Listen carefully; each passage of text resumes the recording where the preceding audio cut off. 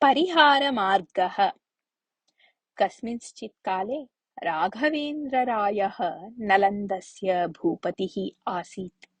कदाचित् सः पुत्रस्य युवराजपट्टाभिषेकं कर्तुम् इष्टवान्। एतां वार्तां सर्वत्र प्रकटितवान् च।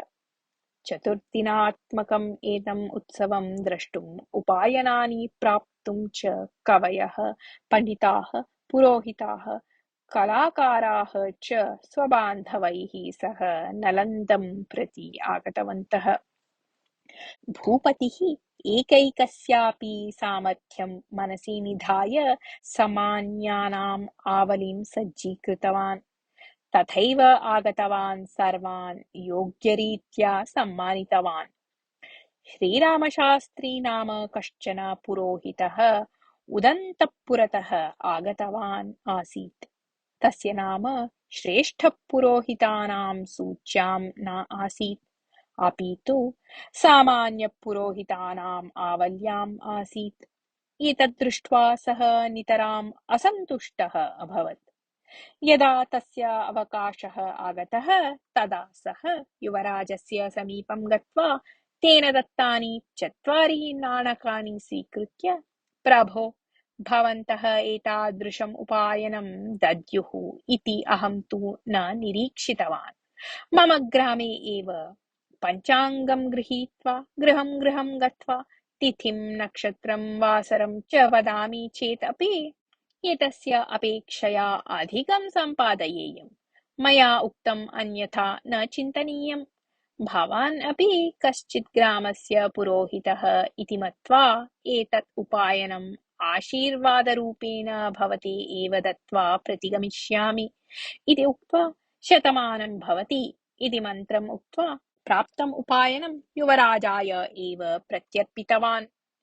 श्रीरामशास्त्रिणः अहङ्कारं दृष्ट्वा तत्र विद्यमानानां सर्वेषां कोपः आगतः, परन्तु भूपतिः शान्ततया भूस्वामिनः नद्यः इव आश्रितैः आनीतानि पात्राणि अनुसृत्य यथा नदी जलं ददाति तथैव तत्तस्य योग्यताम् अनुसृत्य उपायनानि दत्तानि सन्ति।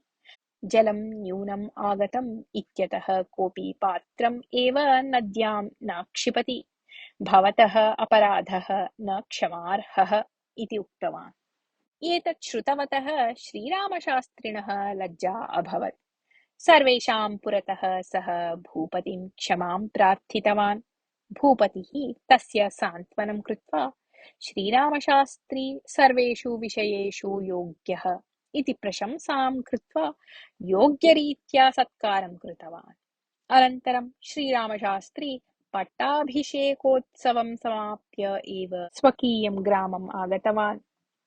यद्यपि श्रीरामशास्त्रिणा अहङ्कारेण व्यवहृतम् आसीत्, तथापि दत्तम् उपायनं युवराजाय एव प्रत्यर्प्य तेन आशीर्वादः कृतः, यत् स च उदन्तपुरग्रामे सर्वान् आकर्षत्।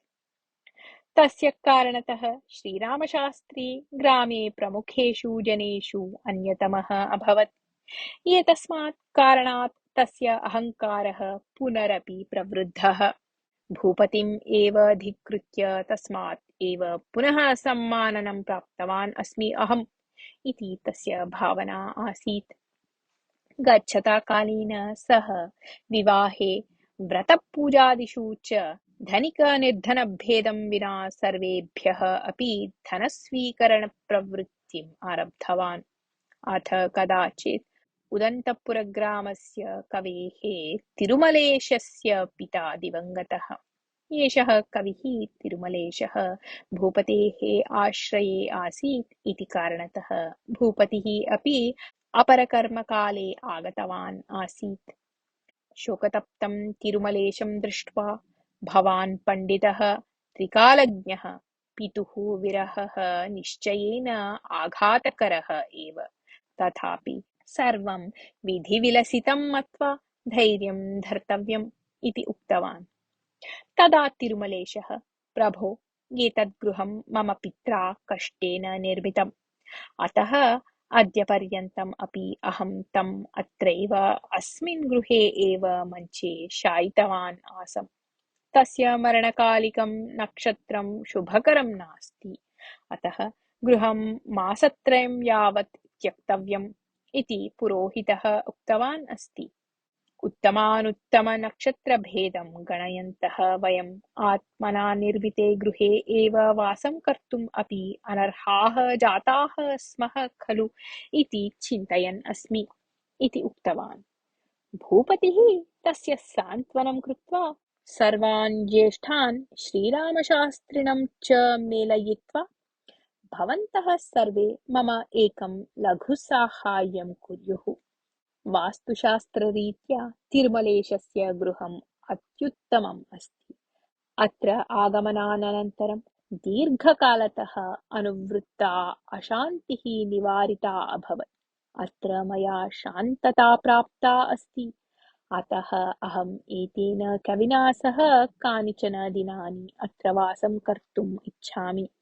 किन्तु अत्र बाधा नाम तिरुमलेशेन एतं गृहं त्यक्तव्यम् इति भवतां वचनम्।